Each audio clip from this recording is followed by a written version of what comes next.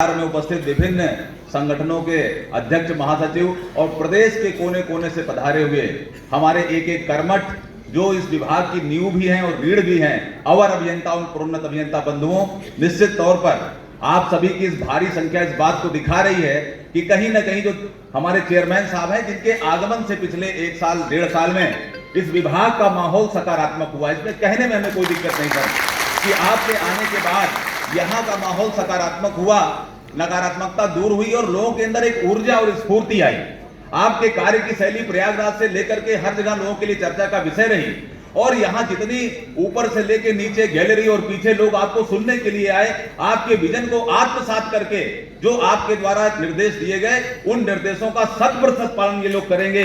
इस चीज के लिए मैं आपको विश्वास दिलाना चाहता हूं। लेकिन महोदय, अगर हम न्यू हैं और रीढ़ हैं तो 2 मिनट हक हमारा भी बनता है, 2 मिनट हक हमारा भी बनता है कि हमारी बातें सुनी जाए और उस पर चिंतन और मंथन किया जाए, क्योंकि अगर न्यू पर की बात ही नहीं सुनी गई और रीढ़ को ही नहीं सही रखा गया तो ये पूरा स्ट्रक्चर कैसा होगा, इसके बारे में मैं ज्यादा व्याख्यान नहीं करना चाहता। महोदय, वेतन, एसीपी, प्रोन्नति, ये सारी चीजें हैं, लेकिन ये सारी चीजें तब हैं जब हमारी विभाग में नौकरी सुरक्षित है।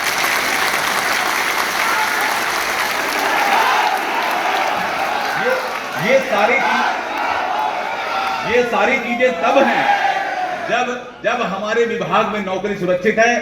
मेरी आपसे इसमें चर्चा हुई थी और हमें खुशी है कि आपने उस संवाद के क्रम को बहुत ही अच्छे तरीके से करते हुए 26 तारीख को हमको बुलाया था।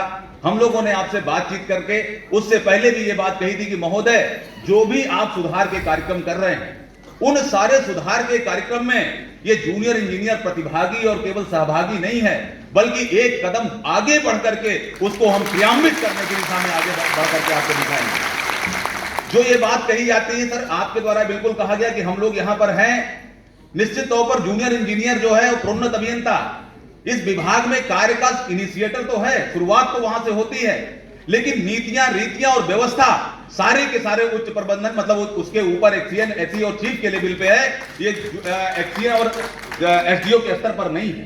तो हम लोग एक दायरे में काम कर रहे हैं, बहुत सारे कंस्टेंट है जिनमें काम कर रहे हैं। मैंने कई बार आपको मेल किया, हमारे लोग कार्य करने जा रहे हैं, लेकिन मालूम चला सुरक्षा के अभाव में तमाम दिक्कतों के बीच 10-10 FIR करने के बाद मालूम चला वो असुरक्षित महसूस कर रहे हैं और फील्डों में जा रहे हैं तो डरे सहमे और बेइज्जत होकर लौट रहे हैं। इस स्थिति से हमें उबारिएगा, इस स्थिति से हमें उबारिएगा।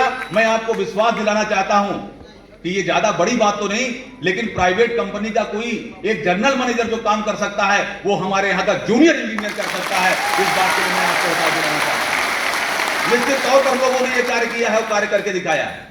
हमें खुशी है कि आपके आगमन से आपने सबसे पहले जो पत्र लिखा, सारे प्रबंध निदेशकों को ये पत्र लिखा और कहा कि विभाग में 10 सुझाव दिए जाएं और उस सुझाव में हमने सबसे पहले, आपने यद्यपि हमसे नहीं कहा था लेकिन हमने आपको दिया और उसमें सबसे पहला मुद्दा हमने बिलिंग का उठाया था। ये जूनियर इंजीनियर संगठन पिछले 10 वर्षों से बात को कह रहा है कि सही बिल सही समय पे हम दे दें तो हमारा काम 90% हो जाएगा।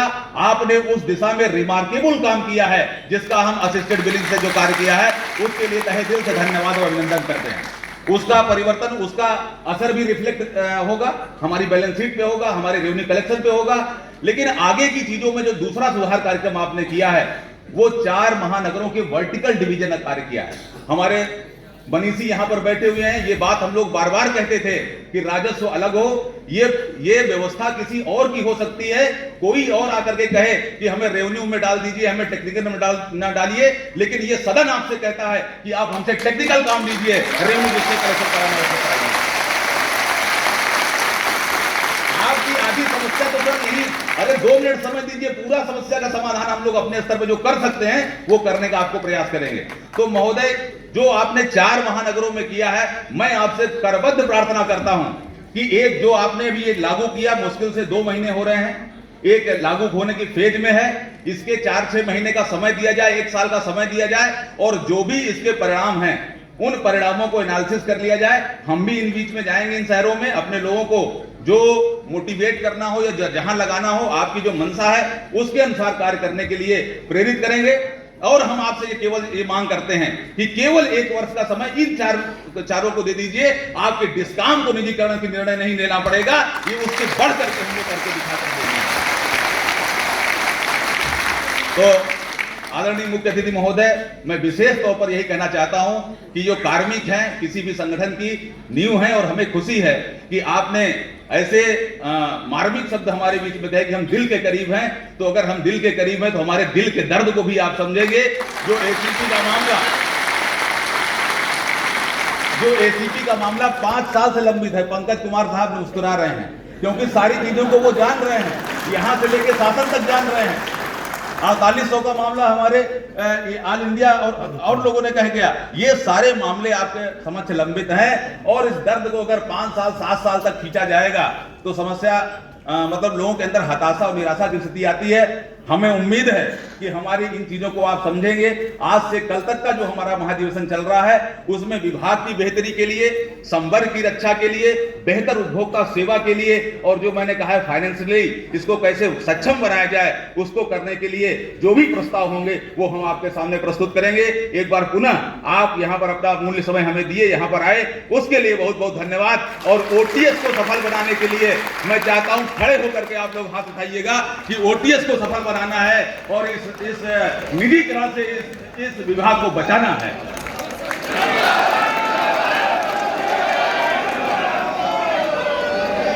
धन्यवाद महोदय, आपने अपना अमूल्य समय दिया। मैं चाहूंगा कि 2 मिनट का जलपान, सूक्ष्म जलपान है, ग्रहण करके आप जाएंगे। धन्यवाद। जय हिंद।